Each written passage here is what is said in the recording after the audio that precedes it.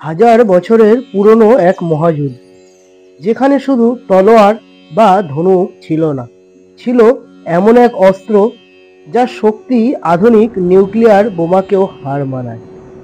অশ্বত্থামা ও অর্জুনের সেই দুই ব্রহ্মাস্ত্রের সংঘর্ষে আকাশ অন্ধকার, পৃথিবী কেঁপে ওঠে, আর মাটিতে সৃষ্টি হয় মৃত্যুপুরী। এ কি সত্যিই পুরাণের গল্প, নাকি হারিয়ে যাওয়া প্রাচীন সুপার টেকনোলজি? চলুন আজ জানি ব্রহ্মাস্ত্রের সেই গোপন রহস্য। কল্পনা করুন সময়ের গর্ভে হারিয়ে যাওয়া এক মহাযুদ্ধ। রাজ্যে রাজ্যে দাউ দাউ করে আগুন জ্বলছে, আকাশে ধোঁয়া, মাটিতে রক্ত। যুদ্ধক্ষেত্রের চারপাশে শকুন ঘুরছে, বাতাস ভারী হয়ে আছে মৃত্যুর গন্ধে। এটাই কুরুক্ষেত্র, হ্যাঁ, এটাই সেই কুরুক্ষেত্রের যুদ্ধ। কিন্তু এই যুদ্ধের শেষ মুহূর্তে ঘটেছিল এমন কিছু যা আজও বিজ্ঞানীদের অবাক করে। এই গল্প সেই ব্রহ্মাস্ত্রের উন্মোচন, সেই অস্ত্রের যা কেবল পুরাণ কাহিনী নয়। অনেকে বলেন এটি হতে পারত বিশ্বের প্রথম নিউক্লিয়ার অস্ত্রের মতো ধ্বংস শক্তি। চলুন তাহলে সময়কে উল্টো ঘুরিয়ে সেই মুহূর্তেই ফিরে যায়।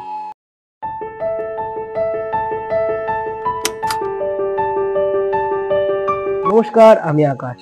পুরাণ পর্ব ইউটিউব চ্যানেলে আপনাদেরকে আবারও স্বাগত। বন্ধুরা, চলে এসেছি আজকে একটা নতুন অধ্যায়ে বা একটি নতুন অলৌকিক বা রহস্যময় ঘটনা নিয়ে। যে ঘটনাটা বিজ্ঞানীরা আজও পর্যন্ত যার খোঁজ করে চলেছে, কিন্তু তা এখনো পর্যন্ত উদ্ধার করতে পারেনি, সেই সমস্ত বিষয় নিয়েই আজকের এই ভিডিওটা। তো ভিডিওটা স্কিপ না করে পুরোটা শুনবেন, অবশ্যই কিছু না কিছু আপনারা জানতে পারবেন এবং আপনাদের ভিডিওটা শোনার ইন্টারেস্টও বাড়বে যদি পুরো ভিডিওটা আপনারা ধীরে ধীরে শুনতে থাকেন। চলুন তাহলে সরাসরি ভিডিওতে যাওয়া যাক। মহাভারতের যুদ্ধ শেষের দিকে, কৌরবদের প্রায় সব সেনা শেষ, দুর্যোধন পরাজিত, দুঃখে দগ্ধ। দুর্যোধন যখন মৃত্যুশয্যায় শুয়ে, তখন অশ্বত্থামা, কৃপাচার্য ও কৃতবর্মা তার পাশে দাঁড়িয়ে। দুর্যোধন শেষ নিঃশ্বাসে বলে, অশ্বত্থামা, আমার ভাইদের মৃত্যুর প্রতিশোধ নাও, পাণ্ডবদের ধ্বংস করো। অশ্বত্থামার চোখে রক্তচক্ষু, বাবা দ্রোণাচার্য ইতিমধ্যেই নিহত। প্রতিশোধের আগুন তার হৃদয়ে ঝড় তুলেছে। রাতে চুপিসারে সে পাণ্ডব সেনার শিবিরে ঢুকে উত্তরা, দ্রৌপদীর 5 পুত্র উপপাণ্ডবদের হত্যা করে। ভোরে যুদ্ধক্ষেত্রে হইচই বেঁধে যায়। অর্জুন ক্রোধান্বিত, ভীম আগুন হয়ে উঠেছে। শ্রীকৃষ্ণ শান্তভাবে বললেন, অশ্বত্থামা দোষী, তাকে শাস্তি পেতেই হবে। অশ্বত্থামা বুঝতে পারে পাণ্ডবদের সঙ্গে সরাসরি যুদ্ধ করে সে পারবে না। তখন সে সিদ্ধান্ত নেয় ব্যবহার করবে সেই অস্ত্র যা কোনো মানুষ থামাতে পারে না, যার নাম ব্রহ্মাস্ত্র। সকালে কুয়াশার মধ্যে দাঁড়িয়ে অশ্বত্থামা মন্ত্র জপ শুরু করে। হাতের মধ্যে এক উজ্জ্বল অগ্নিকণা আকারে জ্বলে ওঠে ব্রহ্মাস্ত্র। আকাশ আচমকায় কম্পমান, পাখিরা উড়ে পালাচ্ছে, হাওয়া গরম হয়ে উঠেছে। আকাশ ভেদ করে উঠে গেল সেই অগ্নিবল। চারিদিকে সূর্যের মতো আলো। যোদ্ধারা চোখ ঢাকলো হাত দিয়ে। দূর থেকে দেখা গেল এক বিশাল গোলাকার আগুন, যেন সূর্য অস্তত্ব নামে পৃথিবীর দিকে ধেয়ে আসছে। অনেক গবেষকের মতে এই বর্ণনা ফায়ারবল ব্লাস্ট ওয়েভের সঙ্গে মিল, যা আধুনিক নিউক্লিয়ার বিস্ফোরণেও দেখা যায়। সেনারা ভয়ে চিৎকার করছে, এটা কি, আকাশ জ্বলে উঠেছে, এই তাপ শ্বাস নেওয়া যাচ্ছে না। অশ্বত্থামা হাঁপাচ্ছে। একবার অস্ত্র ছাড়া হলে তা ফিরিয়ে নেওয়া যায় না, এমনই ছিল ব্রহ্মাস্ত্রের নিয়ম। অর্জুন তখন কৃষ্ণের দিকে তাকিয়ে বলে, মাধব, এই অতি ভয়ঙ্কর শক্তিকে আমি কিভাবে থামাবো? কৃষ্ণ বলে, অর্জুন, অশ্বত্থামার উদ্দেশ্যে ভয়ঙ্কর, তোমাকেও ব্রহ্মাস্ত্র নিক্ষেপ করতে হবে, না হলে পৃথিবীর ধ্বংস হয়ে যাবে। অর্জুন চোখ বন্ধ করে মন্ত্র জপ শুরু করে। তার অস্ত্র অগ্নিকণার মতো আকাশে উঠতে থাকে।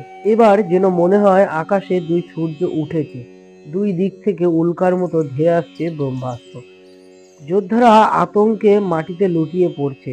পৃথিবী কাঁপছে, নদীর জল উথাল পাথাল, গাছপালা বাতাসে ঝড়ে ভেঙে পড়েছে। 2 ব্রহ্মাস্ত্র মুখোমুখি হলো। আকাশে এক বিশাল বিস্ফোরণ, মাশরুম ক্লাউডের মতো আকার উঠে যায় আকাশে। ধুলো, আগুন, ধোঁয়া সব মিলিয়ে আকাশ ঢেকে ফেলে। দিনের আলো অন্ধকার হয়ে গেল, চারিদিকে ভয়ঙ্কর তাপ তরঙ্গ ছড়িয়ে পড়ে। মানুষের শরীর পুড়ে গেছে, স্কিন বা চামড়া ঝলসে গেছে। দূরে থাকা সৈন্যরা চিৎকার করছে, জল জল, কিন্তু জল খেয়েও আরোগ্য নেই। রেডিয়েশনের মতো লক্ষণ। পুরাণের বর্ণনার সঙ্গে আধুনিক বিজ্ঞানীরা আশ্চর্য মিল দেখেন এই ঘটনায়। বিস্ফোরণের পরে যুদ্ধক্ষেত্রের মাটি একেবারে পুড়ে কালো, কোথাও ফসল নেই, কোথাও পশু পাখি নেই।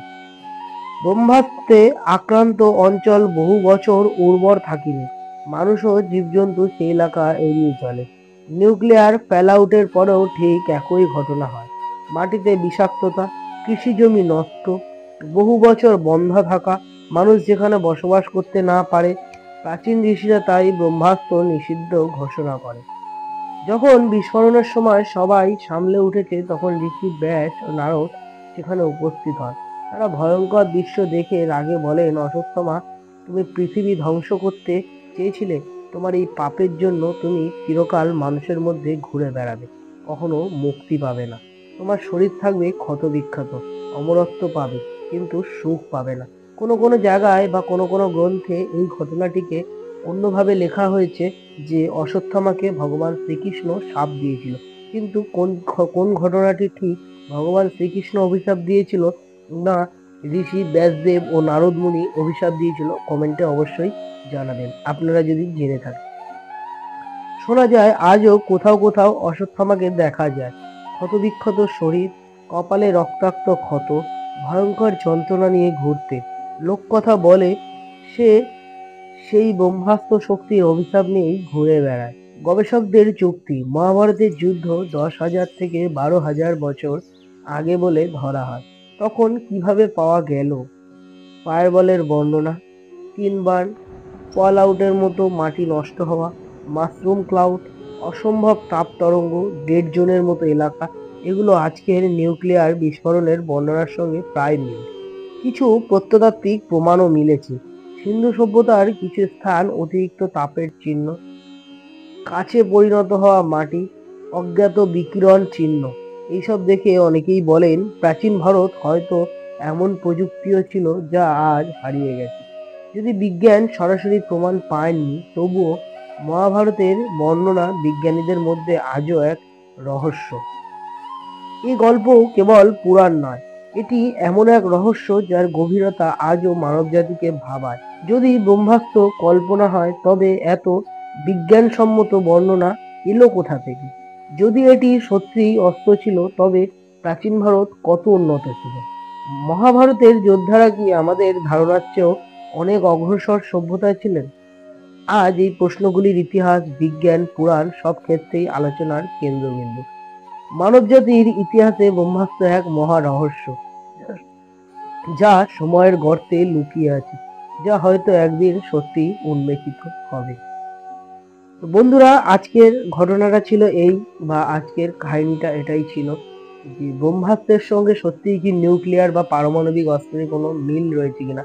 সেই যুগের ব্রহ্মাস্ত্র আজকের যুগের পারমাণবিক অস্ত্র বলেই অনেকে মনে করছেন, কিন্তু এখনো পর্যন্ত সঠিক প্রমাণ পাওয়া যায়নি। কিছু কিছু প্রমাণ বা কিছু কিছু মিল থেকে বা কিছু কিছু এলাকা ভিত্তিক বা কিছু কিছু হিন্টস থেকে মানুষ বা বিজ্ঞানীরা ভাবছেন হয়তো এটি ব্রহ্মাস্ত্র। যদি ব্রহ্মাস্ত্র হয়, তাহলে প্রাচীন সভ্যতা বা প্রাচীন পৃথিবী কত উন্নত ছিল।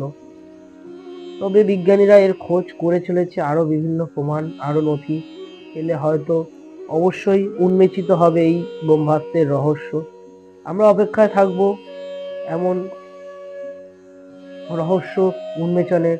আর আপনারা অপেক্ষায় থাকবেন আমার এই পুরাণ পর্ব চ্যানেলের নতুন নতুন রহস্যময় ভিডিওর টপিকের জন্য। আজকের ভিডিওটা ভালো লাগলে লাইক করবেন, শেয়ার করবেন এবং কমেন্ট করে জানাবেন আপনাদের কেমন লাগলো। আর চ্যানেলে নতুন হয়ে থাকলে চ্যানেলটিতে সাবস্ক্রাইব করে বেল আইকনটা প্রেস করে দেবেন নতুন নতুন ভিডিও সর্বপ্রথম পাওয়ার জন্য। তবে আজকের মতো এই পর্যন্ত, দেখা হবে পরের কোনো একটা ভিডিওতে। ততক্ষণের জন্য ভালো থাকবেন, সুস্থ থাকবেন এবং সদা সর্বদা আমার এই চ্যানেলের সঙ্গে যুক্ত থাকবেন। ধন্যবাদ।